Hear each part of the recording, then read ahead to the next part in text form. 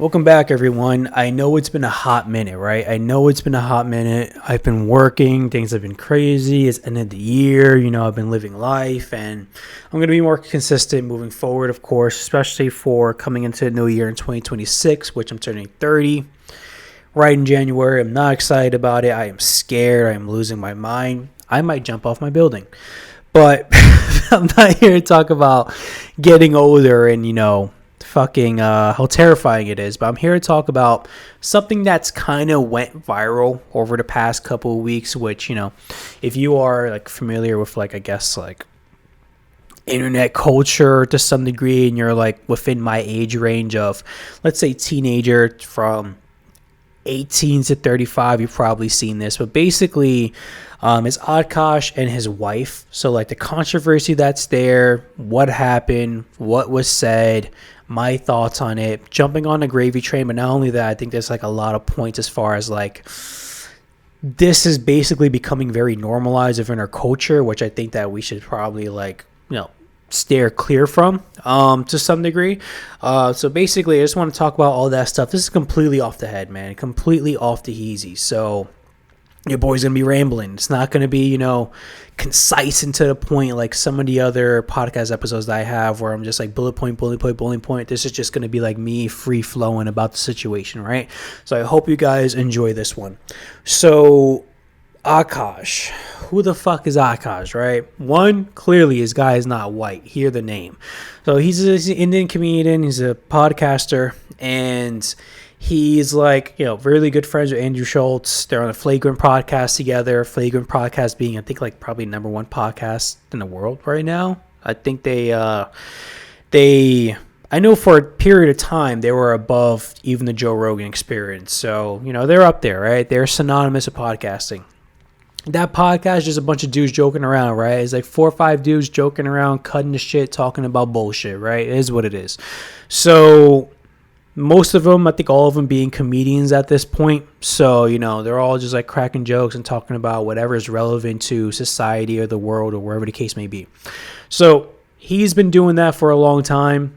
His wife, I guess, just started it over the past couple of years.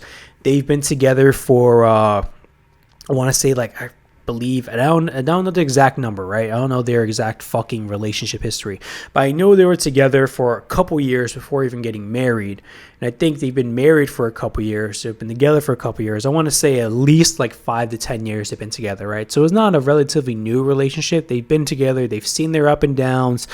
She's not someone that came into the picture while he was famous. She was with him while he was struggling and all that stuff. So their relationship goes back, But that being said, so on the Flagrant podcast, he talks shit. He talks stupid man stuff.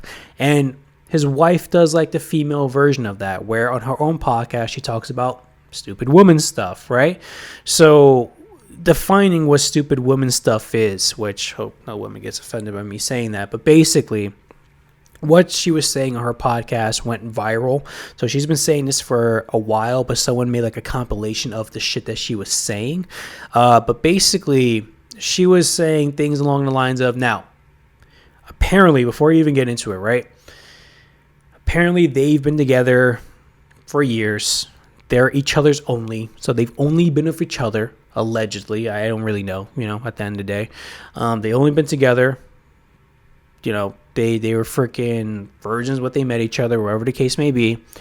And, sexually, they're the only two people that each other has ever had, right? That's what's out there. I don't know what to believe. Both of them could be lying. Both of them could be telling the truth. I don't fucking know, right? So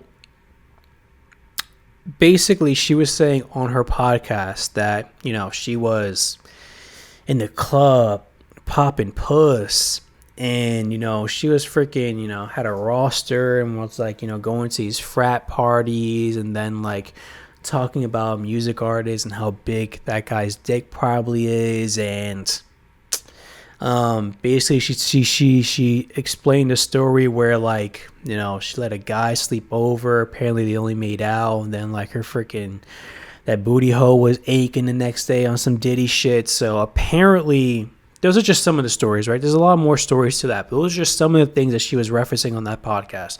So people made a compilation, it went viral, and then everyone was saying to Akaash, like, yo, bro, gotta get away from her, divorce her, fucking just leave her. She was lying to you, like what she's saying and all that stuff. He kind of went ghost a little bit for a couple weeks, and then on the Flagrant podcast, basically Andrew Schulz did PR for his boy because he had to control the narrative. You have to control the narrative. If you're not going to try to control the narrative, then the people are going to try to control the narrative naturally. So he brought both of them together on the podcast. Basically, they were questioning her. They were talking about the dynamics of their relationship and all that stuff, right? So from what she said on that particular episode, which if you haven't watched it, you should watch it just for like additional context of like this whole situation if you're interested at all. But basically, she was saying, she's like, listen, popping pussy stuff, I thought that was dancing.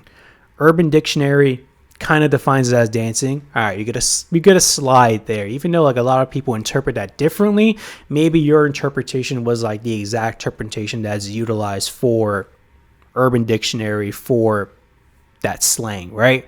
So she kind of gets a pass there, right? She was saying she was hooking up with frat dudes. For her, she was like, yo, back in the day when I was like, in college, she was a very sheltered Indian girl, which depending on the culture, and I've seen this firsthand because some Latinos do this as well, especially for their daughters. They would shelter their daughters, man. Like they would like fucking have an iron grip on their daughters. Like they wouldn't allow their daughters to do anything, go out with friends, stay over people's houses. Like, they were basically, their daughters were like Rapunzel in a way. They can't fucking leave the room. Like can't go anywhere. You're freaking on solitary confinement until you go to college, essentially.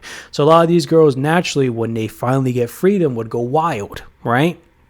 So she was saying she was a sheltered Indian girl. She didn't know what any of this shit meant and that kind of stuff. But yeah, she was saying she was hooking up with frat guys, and then she thought, I thought hooking up was just making out. I did make out with a bunch of dudes, but I never like had sex with them. I get that, right? The only thing is, yes, at the time you might have utilized the term hook up in that case because you didn't necessarily understand what that terminology actually meant. But as a grown adult, and this woman's like in her 30s, basically, like what hook up means at this point, like you're not dumb. And she was telling this story up until a couple of years ago or a couple months ago, wherever the timeline may be. So it's not like she was telling this story back in the day when she was still in college. She was telling this story while she was an adult. So why you're still referencing that terminology where the proper meaning of it now? So if you weren't actually hooking up with the guys, and you utilize hooking up in the case of making out, then why you're still utilizing that terminology when that's not the case? Like, this by now. You're in your mid-30s. Like, you should know, So she said that, it was just making out. She didn't understand terminology. That one's kind of spotty. The story where, like, she let the guy sleep over, they just made out, and then that booty hole was in pain the next day.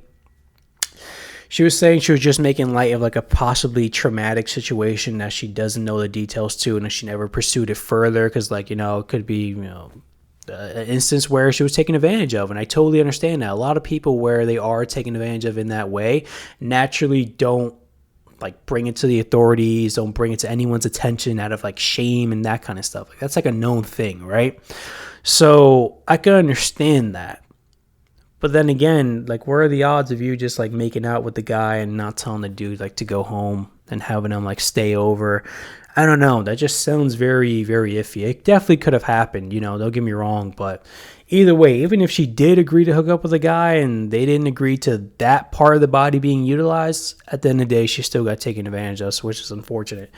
But yeah, she was saying that story, and even then it's like, ooh, it's kind of like, it's spotty. So basically, on that episode, Andrew Schulz and the Flagrant podcast guys were all just saying, like, they're just allowing her to basically just speak. They were questioning her and the stuff that she says, and they were basically just pulling a PR move, right? Also, one big thing that was under discussion was that in a lot of like their photos, their videos, that kind of stuff, you would see Akaash trying to embrace her, trying to give her a kiss. and she would just like kind of reject it and go cold, right? And there's a lot of people who are like supposedly body language experts evaluated that, and they were like, clearly she doesn't have that same amount of like either attraction or love. Like Akaash is definitely the pursuer in that relationship, which honestly I can kind of see that right off the bat, right? I'm not saying Akaash is an ugly dude. His wife is stunning. She is beautiful. So definitely, like, he was punching above his weight in that regard, right? There's always someone who is a pursuer and a settler in a relationship. It's not often where, like, two people are on the exact same playing field. And I think in this case, he was the pursuer, she was a settler. Listen, there's nothing wrong with that, man. Like, if that works for your relationship dynamic, who the fuck am I to say that, why did she settle, or why did he pursue, or maybe he should have, I don't know, found someone else, or wherever the case may be. If they're happy, they're happy. But body language experts are saying that just from the looks of it, from the optics of the videos and the pictures that we have, it looks like she's very distant and cold to him, right? They brought it up. She did say that, listen, I don't like public displays of affection. She grew up in a very strict religious household where she was very confined. So those public displays of affection, especially in front of her family or friends, like kind of freaks her out and make her shuts down, right?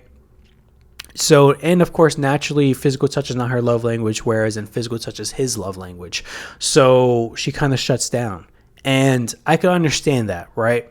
That one, I'm definitely going to give her a pass, because there's a lot of people who are like that. Like me in particular, I don't like public displays of affection. I don't like kissing or hugging or doing any of that kind of stuff in front of my family. Maybe one or two, but other than that, like, I feel weird, man. It's just depending on your personality and who you are, right? So I would feel weird. If someone's all over me in front of like friends and family, or just in public, I would feel kind of awkward, right? So I totally understand that. It just sucks that it's on video, because people can get a different narrative while they're viewing it, right? They don't have all the additional context there. So that one I kind of make a pass, right? So why I wanted to talk about this and why this is like so prominent to culture is that, here's the thing, right? I don't know, I don't have a verdict as far as if she was seeing other people before marriage, if she lied to him. I don't really know. At the end of the day, I'll never truly know. I do think, like, from my personal opinion, it is very questionable. And if I was him, I definitely would have been like, yo, dead ass, were you or were you not? Like, all this shit's coming out. Be for real with me for a second. And even then, you might never get the truth, unfortunately. But I'm saying unfortunately or not. I'm saying unfortunately or not. So every time I say unfortunately, just take a shot, man. Like fucking Robin, How I Met Your Mother with. But anyway, I don't know at the end of the day. So I'm not going to try to speculate in that regard. What I am going to talk about is that when it comes to their dynamic in their relationship, so apparently she jokes around with this kind of stuff all the time, right? Apparently that's their dynamic. That's how their relationship is. They can talk about this shit out in the open, and neither of them would get offense to it, right? And he does it too. He's not innocent either. Like, I've seen him on the podcast talking about some wild shit. So they both kind of do it in a way, right? And that's just the dynamic of their relationship. That's just how it goes. This is who they are. The thing is, we don't have that context as viewers. So we see basically like two people kind of shitting on their own relationship in a way. And shitting being like very exaggerated. But we see two people kind of just like, saying all this raunchy shit on their respective podcasts. And then we look at it as like, oh shit, what the hell? Like, what's going on here? Like, that's fucking weird, or wherever the case may be. But in reality, for their relationship, this is normal. This is just how they joke around. And I've seen relationships like that. Like, I think my parents would be a good example. My parents could like fucking say whatever to each other as far as like, oh, that person's attractive, or some like stupid thing, and they wouldn't care. Like, neither of them would care, because that's just their dynamic of their relationship, you know? Like, I've seen it firsthand. I've seen my dad make a fucking raunchy joke, my mom like just not care and laugh, because that just works for them. Not every relationship is like that. I would say most relationships are not like that. Most relationships, one or the other person is going to catch offense to it, or probably both of them would catch offense to it. So for us, viewing it without the context is not necessarily normal for us. Whereas then for them, this is just like, yo, it's not that big of a deal. But here's the thing. If you're going to talk about that stuff and have that shit out in the open, you also have to disclose to the people who are viewing your content, like, listen, this is what we do. This is how we joke around. Like, it's no big deal, right? So that's probably should have been brought up, not going to lie. To my knowledge, I've never seen either of them or clips of either of them like bringing this shit up on their respective podcasts, on, you know, on social media or any of that stuff. So it kind of gave all of us like a fucking blindsided us as far as like, yo, like, this is insane. Like, why are you saying such things? Like, you know, you're fucking like degrading your husband, degrading your marriage, and him doing the exact same thing in some aspects. So again, if you're going to discuss these things, I think that definitely you should probably disclose it to everyone so that it just doesn't look like you're shitting on your significant other, basically, right? But when it comes to just podcasting and society nowadays, I think society is really, we're so men and women, right? And I've had conversations with like girls who are friends and that kind of stuff. So I think we're so divided in every way, shape, or form, whether it be through politics or just from a gender basis. We're so fucking divided, you know? There's so much content, like red pill male content, where it's like men hating on women and men saying all women are whores, which a lot of people, like the red pill community, jumped on this, bro. They latched on this. They went hard on this, and they were coming after Akaash, right? So there's a lot of people who are just like, all women are whores and all this other stuff. And then you have the female red pill, which is like, all men are terrible, all men are evil, and like that kind of narrative, right? And listen, I do think that a lot of people are just speaking from a trauma basis, right? From their own personal trauma. A lot of people have had like so much fucking terrible shit that has happened to them, whether it be by the hands of men or by the hands of women, that they start to hate men or to hate women. But you have to understand, not everyone is like that, you know? So when you have if you're a podcaster that has an audience, or, you know, just in general, you have to have the mental wherewithal to understand that, like, listen, even though you have personally been wronged by the opposing gender, doesn't mean that everyone from the opposing gender is evil. Doesn't mean that everyone from the opposing gender has ulterior motives, right? So that's pretty self-explanatory. That's pretty logical. But for some reason, like, that's fading within our culture in America today, and it's honestly alarming, man. Like the fucking, like, especially like the dating scene, that kind of stuff. It's just like dudes hating on women, women hating on dudes. Dudes like, yo, I'm never gonna pay for a date, that kind of stuff. Women are like, yo, I only want a man to pay. The man has to pay for everything. That's the responsibility of a man. It's like, yo, calm down, bro. Like, we're getting too divided. Just fucking pick someone you like and you get along with, and that's it. Like, we're going too hard here, right? So I do think that's becoming a really, really big problem, right? And I would say she was more on the side of like, especially for podcasters, women podcasters, a lot of them are just like talking shit about men. That's what a lot of like women podcasts are. And that's why I say it's like the female version of Red Pill. Because the male version of Red Pill, like freaking Tate and all those dudes, and the dudes who like interview like 5 women and like try to have an argument with these fucking random mujeres.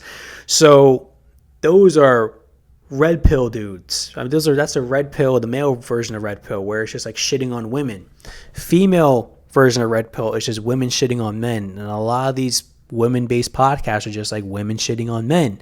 And you might say, listen, Noah, I don't think that's the case. You know, like there's multiple instances of like a podcast where podcasters don't do that. Totally understand. Like, I bet there is. But from what I've personally seen and what I've personally heard, I think there's a lot of podcasts out there, especially from the women, you know, sphere of podcasting where it's just like women shitting on men. And I think, that's, if you're speaking from experience, right? If you're speaking from experience, like, this is what I experienced. I understand that not all men are bad, just the men that I've personally come across are bad. Cool.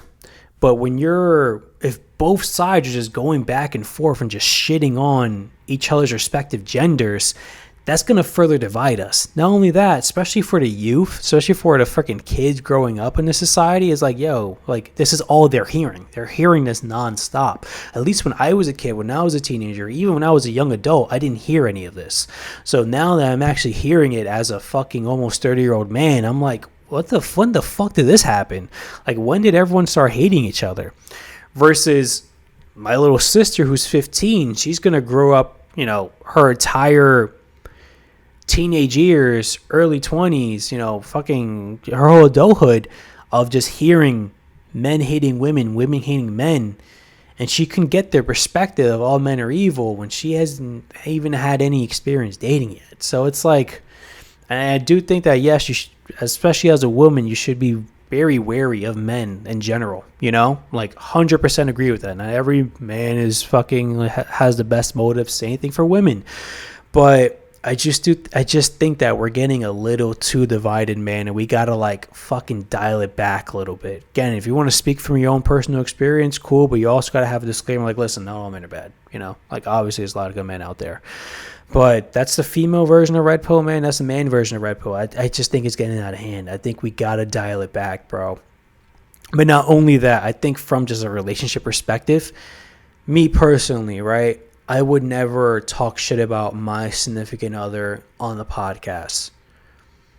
I would never fucking just talk about shit on the podcast or talk about raunchy shit on the cast, right? I would disclose, if you're going to do that, you got to disclose to your significant other to be like, this is what I talk about on the cast. I'm joking. I'm just doing it for viewership, right?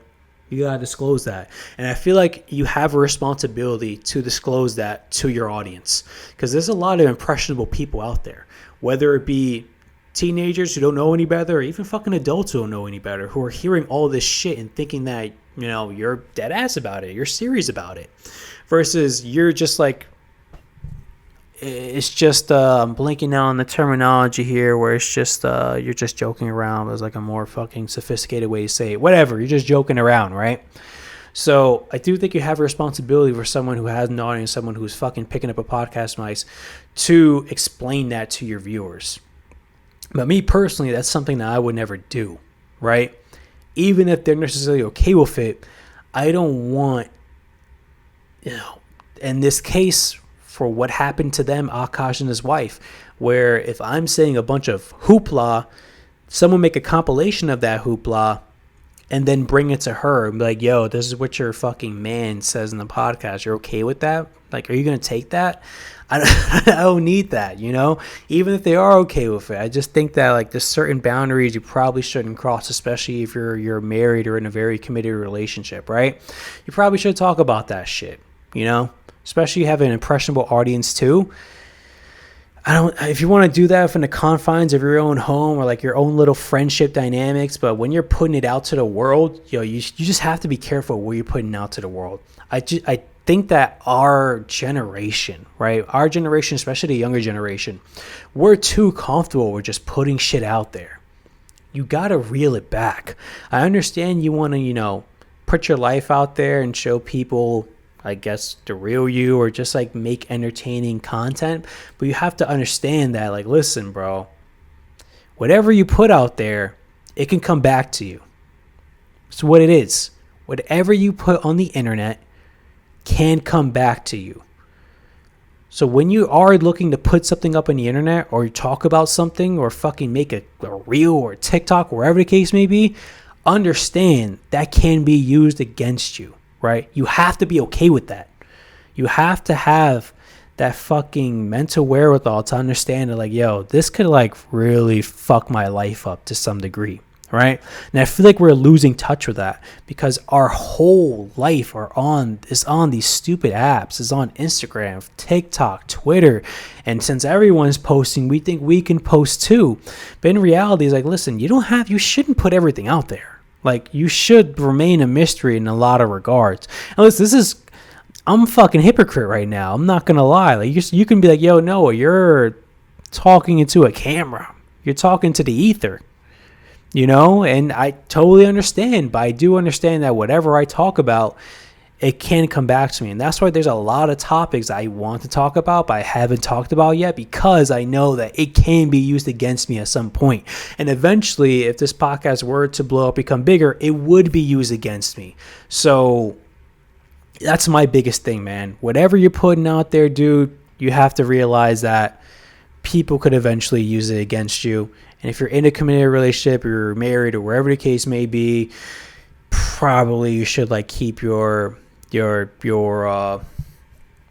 significant other in the best light. Another thing, like she said, her husband's ball sack smelled like a homeless dude. That was actually pretty funny. I'm not gonna lie. Yo, if your sack smells homeless, you got a problem. Like, you gotta wash that sack ASAP. If she told you multiple times to wash that sack, I mean, you're doing it to yourself at this point. But then again, like, you probably shouldn't tell the world that your husband's sack smells like a homeless dude, all right? Because your friends can understand that you're joking. He can understand that you're joking. But the average viewer is not going to understand that you're joking. Like me, if I heard that, I'm going to be like, damn, like, the fuck? Like, I'm going to understand it's a joke to a degree, but I'm going to be like, yo, like, that's a little wild. Like, I wouldn't go on the cats and say, yo, my girlfriend's vag smells like rotten tilapia or something like that, Even if it is a joke, I don't want to paint her in a bad light, right? So, listen, I do think that this is definitely a wake-up call for a lot of people to understand that, like, listen, you shouldn't just put shit out there for the sake of putting shit out there. Things can circle back. And if it's not true, if it's all satire, you got to disclose that, or probably not even do that, Like, if you're just making up stories, like, why are you doing that? To seem cool? Like, if I was out here on the cast just making up a bunch of bullshit stories, eventually people are not going to find me appealing. People are going to be like, oh, this guy's a fucking mentiroso. Like, I don't want to listen to this guy. Everything comes out of his mouth is a lie. So now, for her viewership, they probably heard all this shit. She probably said, no, none of this ever happened, or I got this all confused. And now when she tries to talk about it on the cast, it's not going to resonate the same because they know you're lying. They know you're making it up. So it's like you're just doing yourself a disfavor, man, when you talk about shit that hasn't actually occurred. So, and I again, like, we all throw little white lies here and there sometimes, but when you're telling these stories about fucking having a roster of frat dudes and all this other shit, and it's not really real, and it's like, it's just going to paint you in a bad light and paint your husband in a bad light. So that's my tidbit on it, man. I hope you guys enjoyed this episode. I wasn't really sure, to be honest with you, as I was recording. I'm like, fuck, do I really want to talk about this? It's actually probably one of like my best rants, I'm not even gonna lie. So thankfully I did talk about it. I enjoyed this episode. Promise to be more consistent in 2026, but I hope you guys have a good one. Have a good rest of your week, and happy motherfucking holidays, man. Merry Crimey, Merry Chrysler. Peace out, guys. Bye.